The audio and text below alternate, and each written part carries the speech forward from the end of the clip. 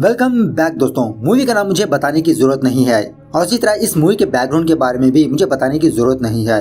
दृश्यम 1 जबरदस्त हिट होने की वजह से वो मूवी काफी सारे लैंग्वेजेस में रीमेक हुई थी और इस साल वही टीम दृश्यम 2 लेकर हमारे सामने आई है। खैर मूवी के बारे में बात करें तो एक ही बात कहूँगा, गजब। मूवी के आखिरी 30 मिनट्स भाई साहब मूवी का रुख ही बदल देते हैं। और दोस्तों स्टोरी को थोड़ा ध्यान से सुनिएगा क्योंकि each and every detail matter करता है। दृश्यम का मतलब ही यही है, आगे की सोच, आगे की दृष्टि। एक बंदा अपनी फैमिली को बचाने के लिए किस हद तक जा सकता है, किस हद तक आगे की सोच रखता है, ये इस मूवी में दिखाया गया है। तो मैं ज्यादा बकबक नहीं करूंगा, लेट्स स्टार्ट। और उससे पहले अगर आप मेरे चैनल पर नए हैं तो अपना प्यार दिखाइए, अगर पुराने हैं तो और प्यार लुटाइए। तो मूवी की शुरुआत में ही एक बंदा पुलिस से बचते हुए इधर उधर भाग रहा होता है और इसी तरह भागते भागते वो बंदा किसी जगह पर आता है जहाँ पर इसको हमारा हीरो नजर आता है। लेकिन वो बंदा हमारे हीरो को देख के फिर वहाँ से भागने लगता है और इसी तरह वो किसी घर के पास आता है जहाँ पर वो एक औरत को बुलाता है, मैरी। जब मेरी अपना खिड़की का दरवाजा ओपन करती है तो ये बंदा मेरी से कहने लगता है, मेरी प्लीज दरवाजा खोलो। कि तभी पुलिस इधर उधर से आकर इस आदमी को घेर लेती है और उसे अरेस्ट कर लेती है और यहाँ पर ये सीन कट होता है। उसके बाद मूवी फिर से 6 साल बाद शिफ्ट होता है जहाँ पर हमारी क्यूट एंड स्वीट फैमिली को दिखाया जाता है। ऑफ कोर्स हीरो का नाम है जॉर्ज और हीरोइन का नाम है रानी। और फिलहाल इन दोनों के बीच एक बात को लेकर झगड़ा होने लगता है। सिंपल से मैं आपको स्टोरी सुना देता हूँ, सुनिए। ऑफ कोर्स जॉर्ज का एक केबल टीवी का ऑफिस होता है। तो कुछ सालों पहले रानी के फादर ने कुछ जमीन जॉर्ज को दे दिया था और जॉर्ज उस जमीन पर एक थिएटर कंस्ट्रक्शन किया और ऑफ कोर्स वो थिएटर अच्छा खासा भी चल रहा है। और इसी दरमियान में जॉर्ज एक मूवी का प्रोडक्शन भी करना चाहता है और इसके लिए इसने एक स्क्रिप्ट राइटर को तकरीबन 1 लाख रुपए एडवांस पे दे रखा है और ओवरऑल से खर्चा इसको 1.3 लाख हो चुका है। लेकिन यहाँ पर रानी जॉर्ज को समझाने लगती है, हमारे दो बेटियां हैं, क्या तुम उनके फ्यूचर के बारे में सोच रहे हो? हमें उनकी शादी करनी है। अगर तुम इस तरह से पैसे बर्बाद करोगे तो तुम अपने बेटियों की शादी कैसे करोगे? लेकिन जॉर्ज बचपन से ही मूवी इंडस्ट्री जाना चाहता है, ये इसका ख्वाब है। खैर इनके घर के बगल में एक छोटी सी फैमिली रहती है। बंदे का नाम है साबू और बंदी का नाम है सरिता। साबू हर हमेशा शराब पी के अपनी पत्नी को मारता पीटता रहता है और बीच बीच में जॉर्ज और रानी आकर सरिता को बचाते रहते हैं। और इसी तरह जॉर्ज और रानी कई सारी बार सरिता को समझा चुके हैं कि तुम अपने पति की कंप्लेंट पुलिस में करवा दो, पुलिस वाले साबू को सुधार देंगे। लेकिन सरिता को ये बात पसंद नहीं होती। जॉर्ज की एक बड़ी बेटी होती है और इसका नाम है अंजू और फिलहाल अंजू अपने हायर स्टडीज कर रही होती है। और यहाँ पर मैं आपको ये बात बता दूं कि अंजू के साथ ही वो हादसा पेश आया था। तो उस हादसे को गुजरे हुए तकरीबन 6 साल बीत चुके हैं और इसके बावजूद भी वहाँ के गाँव वाले कुछ लोग होते हैं, वो काफी सारे रूमर्स फैलाने लगते हैं कि अंजू का और उस लड़के का अफेयर चल रहा था, ब्ला ब्ला ब्ला। लेकिन जॉर्ज गांव वालों की बातों पर ध्यान नहीं देता। खैर उसके बाद जॉर्ज अपने केबल टीवी ऑफिस आता है और यहाँ पर जॉर्ज अपने ऑफिस में 2 सीसीटीवी कैमरास को इंस्टॉलेशन किया है और इसी तरह अपने थिएटर के पास भी, और उन दोनों कैमरे का कनेक्शन ये अपने फोन में इंस्टॉल कर लिया है ताकि जॉर्ज घर बैठे अपने मोबाइल से ही अपने ऑफिस पर नजर रखे। तो जॉर्ज के ऑफिस के पास ही एक छोटी सी होटल होती है और होटल का ओनर का नाम है सुलेमान। उसके बाद जॉर्ज के थिएटर को दिखाया जाता है और जॉर्ज ने अपने थिएटर के नाम रानी ही रखा होता है, मतलब इसके पत्नी का नाम। कि तभी यहाँ पर एक बंदा जॉर्ज से मिलने के लिए आता है और इसका नाम है प्रभाकर। और यहाँ पर मैं आपको ये बात बता दूं कि प्रभाकर वरुण का फादर है, वही अरुण जो जॉर्ज की फैमिली ने मार दिया था। लेकिन ऑफकोर्स आप जानते हो ना कि जॉर्ज ने वरुण की लाश कहाँ पर छुपाई है, वो किसी को नहीं बताई। तो यहाँ पर प्रभाकर इसी बात को पूछने के लिए वो जॉर्ज के पास आता है। तो जॉर्ज प्रभाकर को साफ इनकार कर देता है और उसे कहने लगता है कि मैं चाहकर भी आपको वो बात नहीं बता सकता क्योंकि वो चीज मेरे हाथ में अब नहीं है। ये सुनने के बाद बेचारा प्रभाकर डिसअपॉइंट होकर वहाँ से चला जाता है। उसके बाद जॉर्ज की छोटी बेटी को दिखाया जाता है और इसका नाम है अनु, जो फिलहाल किसी कॉलेज में पढ़ाई कर रही होती है और आज इनका आखिरी दिन है और इसके बाद ये लोग अपने अपने घर जाने वाले हैं। यहीं पर इसका एक दोस्त होता है। तो अनु अपने दोस्त से पूछने लगती है कि तुम हॉलिडेज में क्या करने वाले हो?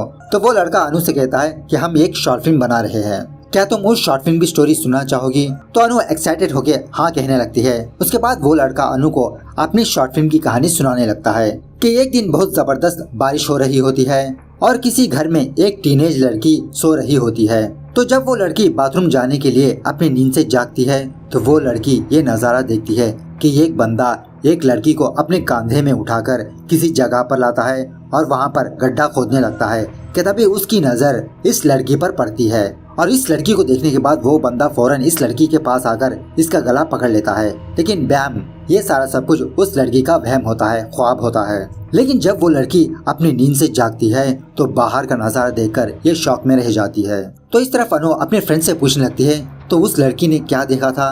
तो वो लड़का अनु से कहने लगता है अभी तक तो मैंने डिसाइड नहीं किया कि मैं इस शॉर्ट फिल्म का किस तरह से एंडिंग करूं। मतलब वो लड़का अनु के अंदर एक क्यूरियोसिटी पैदा करने लगता है। उसके बाद जॉर्ज एक बंदे से जा मिलता है और इसका नाम है विनय चंद्रन, शॉर्टकट में विनय। और ये बंदा और कोई नहीं जॉर्ज की फिल्म का स्क्रिप्ट राइटर होता है और जॉर्ज ने इसी बंदे को 1 लाख रुपए एडवांस दिया है। लेकिन यहाँ पर जॉर्ज अपनी फिल्म की क्लाइमैक्स को लेकर ज्यादा सेटिस्फाई नहीं है। खैर इस तरफ रानी को कहीं पर भी जाना होता है तो वो सरिता को अपने साथ ले लेती है और यहाँ पर ये दोनों अपने अपने घर के प्रॉब्लम्स शेयर करने लगते हैं। और रानी ये चाहती है कि ये जल्द से जल्द अंजू की शादी करवा दे। तो जब कभी भी संडे होता है तो जॉर्ज अपने फ्रेंड के पास जाता है शराब पीने के लिए और इस बंदे का नाम है राजन। और राजन किसी ड्रामा में काम कर रहा था और इसके लिए जॉर्ज राजन को अपनी फिल्म में एज एक्टर की तरह ले रहा है। तो यहाँ पर राजन जॉर्ज से कहने लगता है अरे भाई तुम 2 साल से यही बात कह रहे हो कि तुम्हारी फिल्म स्टार्ट होने वाली है, आखिरकार तुम्हारी फिल्म स्टार्ट होगी या नहीं। तो जॉर्ज कहने लगता है अरे भाई थोड़ा सब्र करो, तुम जानते हो ना थोड़ा कॉपीराइट का इश्यू आ रहा है, इसीलिए मेरी फिल्म थोड़ा डिले हो रही है, लेकिन तुम फिक्र मत करो, जल्द ही सब ठीक हो जाएगा। और जॉर्ज जब कभी भी अपने फ्रेंड के पास आता है तो वो ड्राइव करते हुए अपने घर नहीं जाता, किसी लॉज में रात बिताकर सुबह सवेरे अपने घर जाता है। तो इस तरह से जब कभी भी ऐसी हालत आती है तो रानी सरिता को अपने घर बुला लेती है अपने साथ सोने के लिए, मतलब कुछ कंपनी वगैरह देने के लिए। और इसी बातों ही बातों में सरिता रानी को इस गांव में जो रूमर फैल रहा है वो रूमर रानी को सुनाने लगती है कि उस दिन रात अंजू ने ही उस लड़के को अपने घर बुलाया था और जॉर्ज ने उन दोनों को कुछ ऐसे पोजीशन में देख लिया जिसकी वजह से जॉर्ज ने उस लड़के को मार दिया। यह सुनना ही था, बेचारी रानी इमोशनल हो जाती है और वो सरिता को बताने लगती है कि ये सारा सब कुछ गलत है। और ऐसा बताते बताते रानी अपना मुंह बंद कर देती है, वो आगे की बात नहीं बताती। खैर जब सुबह सवेरा होता है तो सरिता जॉर्ज के घर से बाहर आती है और तभी जॉर्ज भी अपने घर आ रहा होता है। तो ऑफकोर्स सरिता के माथे पर कुछ चोट होती है तो जॉर्ज सरिता से पूछने लगता है तो सरिता बताने लगती है हाँ मेरे हस्बैंड ने मारा है। तो जॉर्ज फिर से सरिता को यही एडवाइस देने लगता है कि तुम फौरन पुलिस के पास चले जाओ, यही बेहतर तरीका है। अब चूंकि अनु भी अपने घर आ चुकी है तो अनु अपने बाप को देखकर गले लगा लेती है। लेकिन यहाँ पर नोटिसेबल बात यह है कि रानी नहीं चाहती कि अनु ऐसे कपड़े पहने, ऐसे कपड़े सिर्फ रात में ही पहने जाते हैं। लेकिन अनु थोड़ी मॉडर्न किस्म की लड़की होती है और मूवी के दरमियान में रानी हर हमेशा अनु को यही बात समझाती रहती है कि तुम कुछ ढंग के कपड़े पहना करो। खैर उसके बाद जब ये सारे लोग ब्रेकफास्ट कर रहे होते हैं तो रानी फौरन अंजू की शादी की बात जॉर्ज के सामने रखती है। ये सुनने के बाद अंजू साफ इनकार कर देती है कि अभी इसे शादी नहीं करनी, इसे और पढ़ाई करनी है। तो जॉर्ज भी अपने बेटी की बातों पर सहमत होता है, लेकिन रानी अंदर से घबराई हुई रहती है उस हादसे को लेकर जो अंजू के साथ हुआ। और ऑफ कोर्स इस गांव में काफी सारे रूमर्स भी चल रहे हैं जिसकी वजह से अंजू पर बहुत बुरा असर पड़ सकता है। खैर जैसा मैंने पहले कहा था कि इस गांव में कुछ लोग हैं जो हर हमेशा जॉर्ज के बारे में ही बात करते रहते हैं, उसकी फैमिली के बारे में ही बात करते रहते हैं, और वो भी सुलेमान के होटल में आकर। कि तभी वहाँ पर ये बंदा आता है और इस बंदे का नाम है जोस, जो मूवी के स्टार्टिंग में दिखाया गया था, इधर उधर भाग रहा था पुलिस से बचते हुए, यही बंदा है ये। तो उस होटल में जो लोग बैठकर जॉर्ज की फैमिली के बारे में बात कर रहे होते हैं तो वो बातें जॉस की कान में पड़ जाती है। और जब जॉस उसके बारे में डिटेल में पूछने ही वाला होता है कि तभी इस होटल के बाहर किसी बंदे का एक्सीडेंट हो जाता है। और यहाँ पर मैं आपको ये बात बता दूं कि जब कभी भी जोस जॉर्ज के बारे में सुनने वाला होता है तो कोई ना कोई घटना होती रहती है। खैर उसके बाद यहाँ पर अनु अपने फादर से परमिशन पूछने लगती है कि अनु और अंजू ये दोनों अनु के फ्रेंड्स के घर जाएंगे 2 दिन के लिए चिल मारने के लिए। कि तभी वहाँ पर रानी आती है और रानी अनु को साफ मना कर देती है। लेकिन जॉर्ज अनु से कहने लगता है कि बेटा इस बार तुम उनके घर मत जाना, इस बार तुम अपने सारे फ्रेंड्स को अपने घर बुलाओ, हम ट्रीट देंगे, चिल मारेंगे। तो अनु भी इस बात से खुश होती है कि तभी अंजू को पुलिस कार की सायरन सुनाई देने लगती है। वो आवाज सुनने के बाद अंजू घबराने लगती है और देखते ही देखते वो पुलिस कार इनके गली से गुजर जाती है। तब जाके अंजू शांत होती है। तो इस तरफ जोस मेरी के पास आता है, मेरी इसकी वाइफ। यहाँ पर जोस की ये कहानी होती है कि एक दिन जोस ने शराब पी के मेरी के भाई को मार दिया बाय मिस्टेकली, और इसी की वजह से जोस पुलिस से बचते हुए इधर उधर भाग रहा था। लेकिन पुलिस ने इसको गिरफ्तार कर लिया और इसी की वजह से मेरी जोश को एक्सेप्ट नहीं करती। मतलब मेरी जोश को अपने घर से बाहर भगा देती है और वहाँ से जोश सुलेमान के होटल आता है कुछ काम वगैरह मांगने के लिए। सुलेमान कहता है मेरे यहाँ पर क्या काम होगा, और हाँ जॉर्ज ने एक नया थिएटर ओपन किया है, तुम जॉर्ज से बात करके देखो, वहाँ तुमको कुछ काम मिल जाए। उसके बाद किसी पुलिस स्टेशन में एक पुलिस ऑफिसर का इंट्रोडक्शन होता है और इसका नाम है सीआई फिलिप, और कोई बंदा इसे फोन करके कुछ नाम बताता है। और यहाँ पर जब जॉर्ज की फैमिली खाना बना रहे होते हैं तो अंजू घबराते हुए अपने बाप से आकर कहती है कि पापा बाहर पुलिस आई है। तो जॉर्ज अंजू को समझाने लगता है बेटा घबराओ मत, अगर पुलिस हमारा दरवाजा खटखटाए तो तुम जाके दरवाजा ओपन करो, डरो मत। तो सेम उसी तरह से जॉर्ज के घर पुलिस आती है और अंजू उस दरवाजे को ओपन करती है। ओपन करने के बाद फिर से अंजू घबराते हुए जॉर्ज के पास आकर कहने लगती है कि पापा वो लोग मम्मा के बारे में पूछ रहे हैं। ये सुनने के बाद जॉर्ज और रानी घबरा जाते हैं, लेकिन बाहर जाने के बाद हमें ये बात पता चलती है कि एक्चुअली रानी ने साबू के खिलाफ कलेक्ट्रेट में कंप्लेंट किया था और इसी पूछताछ के लिए पुलिस जॉर्ज के घर आई है। और पुलिस जाते जाते साबू को वार्न करने लगती है अगर तुमने दोबारा अपनी पत्नी को मारा तो तुम्हारी खैर नहीं। और तब से लेते हुए साबू जॉर्ज की फैमिली को बिल्कुल भी पसंद नहीं करता। तो उसी दिन रात जब अंजू सो रही होती है तो इसके सामने गीता आती है और गीता अंजू से पूछने लगती है तुम मेरे बेटे को मार के चैन की नींद सो रही हो। और एक्चुअली उस हादसे के बाद अंजू को बार बार ऐसे दौरे पड़ते रहते हैं। तो दूसरे दिन जॉर्ज और रानी ये दोनों अंजू को हॉस्पिटल ले जाते हैं और वो डॉक्टर इनको बताने लगती है फिक्र करने की कोई बात नहीं है, लेट हर हैंडल, अभी तो धीरे धीरे इसकी हालत बदल रही है, अगर इसे ज्यादा दौरे पड़ने लगे तो ये दौरे फिट्स में बदल सकते हैं। इसीलिए जॉर्ज और रानी अंजू को बहुत केयर करते रहते हैं। इस तरफ जोश अपनी माँ के पास जाता है क्योंकि ऑफकोर्स इसकी बीवी ने इसे ठुकरा दिया। तो ये अपनी माँ से कहने लगता है कि माँ तुम मेरी के पास जाकर उसे समझाओ ना, मुझे एक्सेप्ट कर ले। तो इसकी माँ कहती है मैं बात करके देखती हूँ। उसके बाद एक और धांसूदार बंदे का इंट्रोडक्शन होता है और इसका नाम है रॉय, ऑफ कोर्स पुलिस वाला है ये। खैर उसके बाद यहाँ पर अनु के सारे फ्रेंड्स अनु के घर आते हैं, चिल मारते हैं, एंजॉय करने लगते हैं। और इसी दरमियान में रानी ये देखती है कि अनु कहीं दूर किसी लड़के से बात कर रही होती है। ये देखकर रानी को बहुत गुस्सा आता है और वो अनु को अपने पास बुलाकर डांटने लगती है कि तुम ग्रुप में होने के बजाय उस लड़के से अकेले में क्या बात कर रही हो। कि तभी वहाँ पर जॉर्ज आता है और जॉर्ज रानी को समझाकर वहाँ से भेज देता है।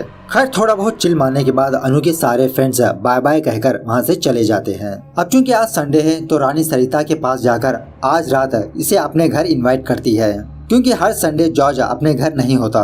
खैर इस तरफ जोश की माँ मेरी के पास जाती है, उसे समझाने लगती है कि जो कुछ हुआ उसे भूल जाओ, मेरे बेटे को माफ कर दो। जब जोश की माँ बाहर आती है जोश को बताने लगती है सब्र करो, टाइम लगेगा, इतना जल्दी मेरी तुम्हें एक्सेप्ट करने वाली नहीं है।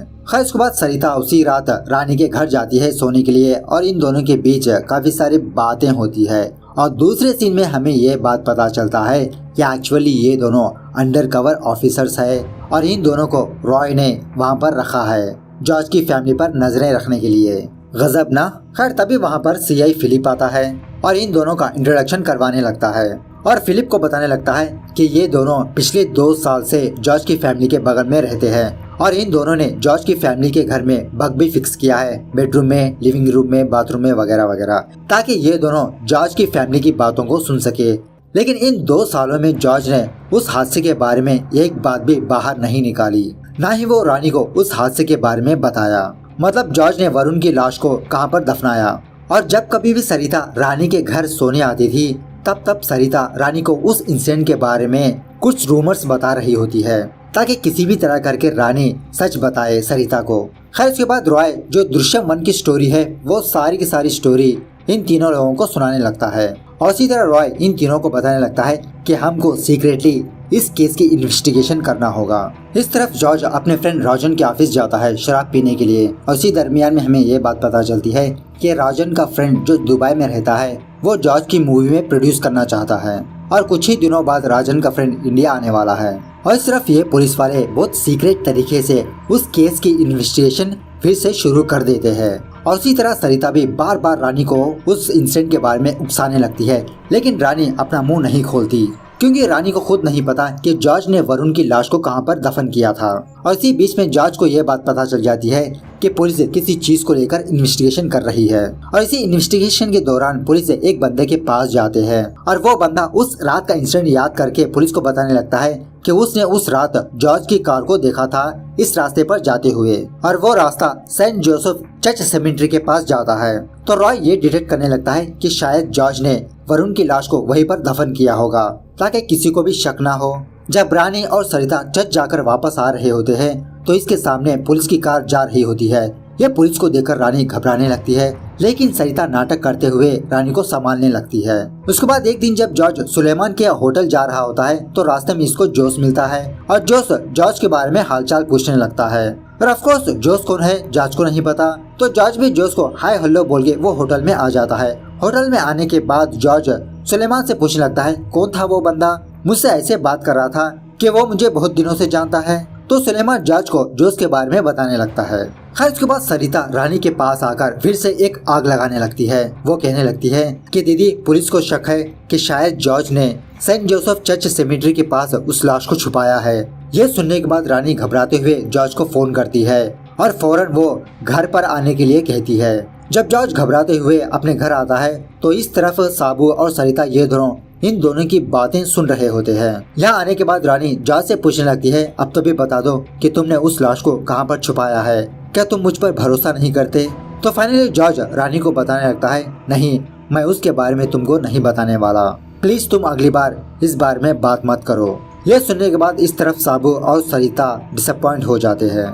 मतलब जॉर्ज किसी भी हालत में उस टॉपिक को बाहर नहीं लाना चाहता। इस तरफ जब जोश सुलेमान के होटल से बाहर आता है तो तभी उसकी नजर उस पुलिस स्टेशन पर पड़ती है और इस पुलिस स्टेशन को देखकर जोश को वो पुराना वाला इंसिडेंट याद आने लगता है जो मूवी के स्टार्टिंग में दिखाया गया था। और तभी फिलिप को ये इन्फॉर्मेशन आती है कि एक बंदा जॉर्ज के बारे में जानता है। यह सुनने के बाद रॉय जोश को अपने ऑफिस बुलाता है और यहाँ पर जोश पुलिस को इन्फॉर्मेशन देने से पहले पुलिस से कुछ अमाउंट डिमांड करने लगता है कि इसको 5 लाख रुपए चाहिए। यह सुनने के बाद रॉय फौरन वहाँ से जाने लगता है, लेकिन तभी जोश उस रात का इंसिडेंट बताने लगता है जिसकी वजह से रॉय वहीं पर खड़ा हो जाता है। उसके बाद रॉय प्रभाकर और गीता को अपने ऑफिस बुलाता है और ये दोनों जोश के सामने 5 लाख रुपए रख देते हैं और तब जाके जोश पुलिस वालों को असली सच बताने लगता है कि जॉर्ज ने वरुण की लाश को और कहीं नहीं सीआई फिलिप की पुलिस स्टेशन के अंदर ही छुपाया है और 6 साल पहले ये पुलिस स्टेशन अंडर कंस्ट्रक्शन में था। और इसी बात को ध्यान में रखते हुए प्रभाकर रॉय से कहता है हाँ, एक दिन जॉर्ज ने मुझसे यही कहा था, अगर मैं आपको बता भी दूं तो मैं आपकी हेल्प नहीं कर सकता, क्योंकि ऑफकोर्स उसने वरुण की लाश को पुलिस स्टेशन के नीचे दफनाया है। उसके बाद रॉय अपने हायर ऑफिशियल के पास जाता है और जो कुछ हुआ वो उसे बताने लगता है और परमिशन लेने लगता है कि वो उस पुलिस स्टेशन की खुदाई करे। और रॉय अपनी टीम को बुलाकर ये एडवाइस देने लगता है कि ये खुदाई बहुत सीक्रेट तरीके से होनी चाहिए। जब स्केलेटन बाहर आएगा तब जाके हम मीडिया को ये इन्फॉर्मेशन देंगे, तब तक कोई कुछ नहीं कहेगा। तो उसी तरह से उसी वक्त उस पुलिस स्टेशन की खुदाई शुरू हो जाती है और पुलिस इतनी स्ट्रिक्ट होती है कि वहाँ के काम वालों को मुतने भी जाने नहीं देती। और इसी दरमियान में जब जॉर्ज अपना फोन लेता है सीसीटीवी फुटेज चेक करने के लिए तो वो ये नज़ारा देखकर शॉक में रह जाता है कि पुलिस स्टेशन की खुदाई हो रही है। ये देखकर जॉर्ज घबरा जाता है और वो फौरन अपने केबल टीवी ऑफिस भागने लगता है, क्योंकि मैंने आपको पहले ही बता दिया था कि फिलिप का पुलिस स्टेशन जॉर्ज के केबल टीवी के पास ही होता है और इसीलिए जॉर्ज ने सीसीटीवी कैमरा फिट किया है। तो इस तरफ खुदाई करने पर एक स्केलेटन बाहर आता है और पुलिस इन स्केलेटन के टुकड़ों को फोरेंसिक लैब भेज देती है और ये चीज जॉर्ज अपने टीवी में देख लेता है। और तभी विनय अपने टीवी में ये न्यूज देखता है कि वरुण के केस में एक नया मोड़ सामने आया है। पुलिस ने खुदाई के दौरान एक स्केलेटन बाहर निकाला है और जॉर्ज को सस्पेक्ट मान रहे हैं। खैर इसके बाद रॉय प्रभाकर और गीता को अपने ऑफिस बुलाता है और उस स्केलेटन के डिटेल्स बताने लगता है कि मरने वाले की एज तकरीबन 14 से 20 साल होगी और उसके स्कल पर भी एक क्रैक है। डीएनए रिपोर्ट्स अभी बाकी है। अब चूंकि पुलिस वालों को एक स्केलेटन मिला है, इसकी वजह से जॉर्ज का केस फिर से कोर्ट में चला जाता है। और यहाँ पर जॉर्ज की लॉयर का नाम है रेणुका। रेणुका जज से कहने लगती है कि ये कोई केस ही नहीं है, लेकिन गीता का लॉयर कुछ समय मांगता है जज साहब से। तो जज उसी तरह से 1 दिन का वक्त देता है कुछ सबूत पेश करने के लिए। उसके बाद रॉय जॉर्ज की फैमिली को अपने ऑफिस बुलाता है और उसे पूछने लगता है कि बताओ तुमने वरुण को क्यों मारा। यह सुनने के बाद जॉर्ज साफ इनकार कर देता है कि सर मैंने किसी को नहीं मारा, उस रात मैं मेरे घर में था। लेकिन तभी रॉय जोश को वहाँ पर लाता है एज ए आई विटनेस की तरह। लेकिन इसके बावजूद भी जॉर्ज साफ इनकार कर देता है कि इसकी फैमिली ने किसी का भी कत्ल नहीं किया। यह सुनने के बाद गीता को बहुत गुस्सा आता है और वो फौरन जॉर्ज के पास आकर एक थप्पड़ मार देती है। और तभी वहाँ पर ये दोनों बंदे आते हैं, साबू और सरिता, और इन दोनों का असली चेहरा देखकर जॉर्ज की फैमिली शॉक में रह जाती है। उसके बाद गीता अंजू के पास आकर ऊंची आवाज में उसे पूछने लगती है, बताओ तुमने मेरे बेटे को क्यों मारा? तुमने ही ना उस रात मेरे बेटे को अपने घर बुलाया था। लेकिन जॉर्ज गीता को समझाने लगता है कि सर प्लीज मेरी बेटी को छोड़ दो, उसकी हालत ठीक नहीं है। जब गीता जोर जोर से अंजू को पूछ रही होती है तो तभी अंजू को फिट्स आने लगता है और वो नीचे बेहोश गिर जाती है। उसके बाद पुलिस अंजू को हॉस्पिटल ले जाते हैं। यह देखने के बाद फाइनली जॉर्ज रॉय से कहने लगता है, सर जो कुछ हुआ मैं आपको अकेले में बताना चाहता हूँ। उसी तरह रॉय जॉर्ज को किसी कमरे में लाता है और जो कुछ हुआ वो बताने लगता है। मतलब यहाँ पर जॉर्ज कुछ झूठी कहानी रॉय को बताने लगता है कि एक दिन वरुण ने जॉर्ज के घर आया था और अनजाने में जॉर्ज ने वरुण के सर पे लाठी मार दी, जिसकी वजह से उसकी मौत हो गई। और उस वक्त वो पुलिस स्टेशन अंडर कंस्ट्रक्शन में था और जॉर्ज ने वरुण की लाश को वहाँ पर दफना दिया। लेकिन दफनाने के बाद जॉर्ज ने वरुण के कपड़ों को और अपने हथियार को किसी जगह पर बचा के रखा है एज ए सबूत की तरह। और जॉर्ज रॉय से कहता है, सर वो सबूत कहाँ पर है, मैं आपको बताऊंगा। इस तरफ गीता ये चाहती है कि जॉर्ज की पूरी फैमिली जेल जाए, सिर्फ जॉर्ज नहीं। लेकिन रॉय गीता को समझाने लगता है, ये तो इम्पॉसिबल है, देखते हैं पहले जॉर्ज के पास क्या क्या सबूत है और उसके मुताबिक हम जॉर्ज की फैमिली पर एक्शन लेंगे। मतलब गीता के सर पर रिवेंज का भूत सवार होता है। उसके बाद दूसरे दिन पुलिस जॉर्ज के पास आकर जॉर्ज को कस्टडी में लेती है। जॉर्ज को कस्टडी में लेने के बाद फिलिप जॉर्ज को कोर्ट ले जाने लगता है और इस तरफ रॉय प्रभाकर और गीता को अपने गेस्ट हाउस बुलाता है और कोर्ट में जो कुछ हो रहा है वो फिलिप को अपडेट करने के लिए कहता है। और इसी दरमियान में विनय बंदा रॉय के पास आता है और ऑफ कोर्स विनय एक एक्टर है तो रॉय विनय को देखकर पहचान लेता है। और भाई साहब यहाँ पर मूवी का असली सस्पेंस रिवील होता है। तो यहाँ पर विनय इन तीनों को बताने लगता है कि 2 साल पहले जॉर्ज मेरे पास आया था अपनी कहानी लेकर, लेकिन जॉर्ज अपनी कहानी के क्लाइमैक्स को लेकर कुछ सेटिस्फाई नहीं था, वो चेंज करना चाहता था। इस तरह से कहते हुए विनय इन तीनों को जॉर्ज की मूवी की स्टोरी सुनाने लगता है कि कृष्णा कुमार नाम का एक बहुत बड़ा बिजनेसमैन होता है और उसका एक बेटा होता है जिसका नाम है ज्योतिष, जो पढ़ाई कर रहा होता है और उसी तरह ये पॉलिटिक्स में इंटरेस्टेड है। और उसी कॉलेज में एक और बंदा भी पढ़ रहा होता है जिसका नाम है बिनुराज और ये भी पॉलिटिक्स में इंटरेस्टेड है।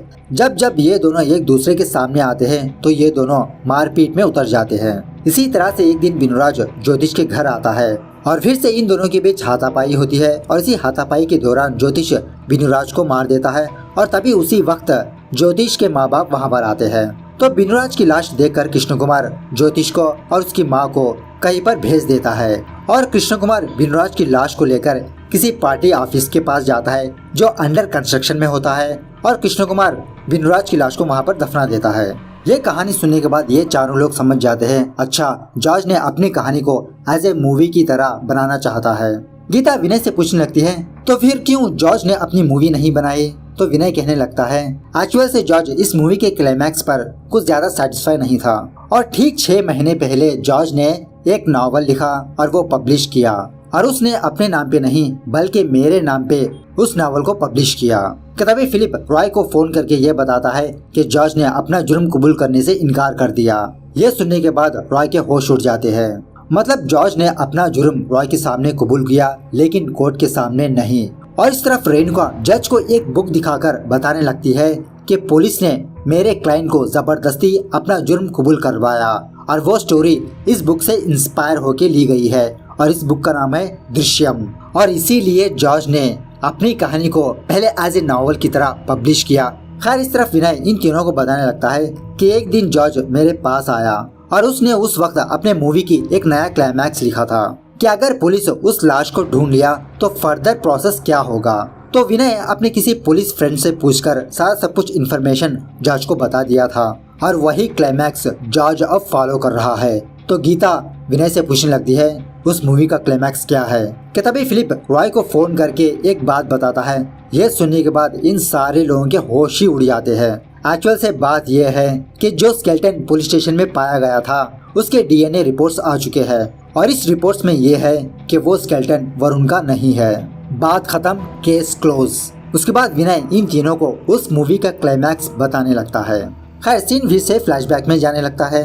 वो इंसिडेंट होने के बाद जॉर्ज हर वक्त अखबार में एक लाश को ढूंढ रहा होता है जो एक लड़के की हो और उसकी उम्र तकरीबन 20 साल की हो और उसकी मौत सर पर चोट होने की वजह से हो। तो ये क्या 2 साल सर्च करने पर जॉर्ज को एक लाश मिल जाती है और उस वक्त जॉर्ज इस बंदे के पास जाता है जो खबर खोदता है ना, और धीरे धीरे करते इससे दोस्ती करने लगा। और एक दिन जॉर्ज ने इस बंदे को पैसे देकर कुछ हेल्प मांगी और इसी तरह वो बंदा उस खबर को खोद के कुछ हड्डियां लेकर जॉर्ज को दे दिया और जॉर्ज उस अनजान बंदे की हड्डियां अपने पास रखा है। तो ऑफकोर्स जब कभी भी पुलिस किसी लाश को फाइंड आउट करती है, किसी स्केलेटन को फाइंड आउट करती है, तो पुलिस उस स्केलेटन के टुकड़ों को फोरेंसिक लैब भेजती है। तो जॉर्ज उस फोरेंसिक लैब जाता है, वहाँ पर एक सिक्योरिटी गार्ड होता है और धीरे धीरे जॉर्ज उस सिक्योरिटी गार्ड से दोस्ती करने लगता है और ये और कोई नहीं राजन होता है जो जॉर्ज की फिल्म में एक्टिंग करने वाला है। मतलब ये सारा प्रोसेस होने में जॉर्ज को तकरीबन 3 या 4 साल लग गए। और उस दिन जॉर्ज को ये बात पता चली कि पुलिस अपने ही पुलिस स्टेशन में खुदाई कर रही है और उस वक्त जॉर्ज अपने ही ऑफिस में छुपाए हुए उन हड्डियों को बाहर निकालता है। और जब पुलिस वरुण के हड्डियों को गैदर कर लिया था, वो हड्डियां फोरेंसिक लैब जाते हैं और जॉर्ज मौका देकर राजन के पास जाता है, उसे शराब पिलाता है, उसे बेहोश कर देता है और जॉर्ज उन हड्डियों को रिप्लेस कर देता है। मतलब वरुण के हड्डियों को अपने बैग में भर लेता है और किसी अनजान बंदे के हड्डियों को वहाँ पर रख देता है। और इसीलिए डीएनए में ये रिपोर्ट आई थी कि वो हड्डियाँ वरुण के नहीं है। और उसके बाद जॉर्ज वरुण के हड्डियों को किसी जगह पर लाकर उसे डिस्पोज कर देता है। इस तरह से जॉर्ज इस केस से रिहा हो जाता है और वो बहुत फख्र से रॉय के सामने ही गुजरने लगता है। Really this is a damn good man. लेकिन बाद में हमें ये बात पता चलती है कि जॉर्ज ने कुछ हड्डियों को बचा के रखा है ताकि वरुण का अंतिम संस्कार कर सके। और जॉर्ज उन हड्डियों को, कुछ पैसों को और एक लिफाफे को किसी पंडित के घर भेज देता है और वो पंडित प्रभाकर और गीता को अपने पास बुलाता है। इस तरह से प्रभाकर अपने बेटे का अंतिम संस्कार करता है। और फाइनली हमें ये बात पता चलती है कि एक्चुअली जॉर्ज पुलिस पर नजरें रखे हुए था, ना ही कि पुलिस इस पर। इस तरह से ये मूवी यहाँ पर दी एंड होती है। तो दोस्तों मूवी कैसे लगी कमेंट करके बताना जरूर। मिलते हैं अगली वीडियो में, तब तक take care, bye bye, see you soon.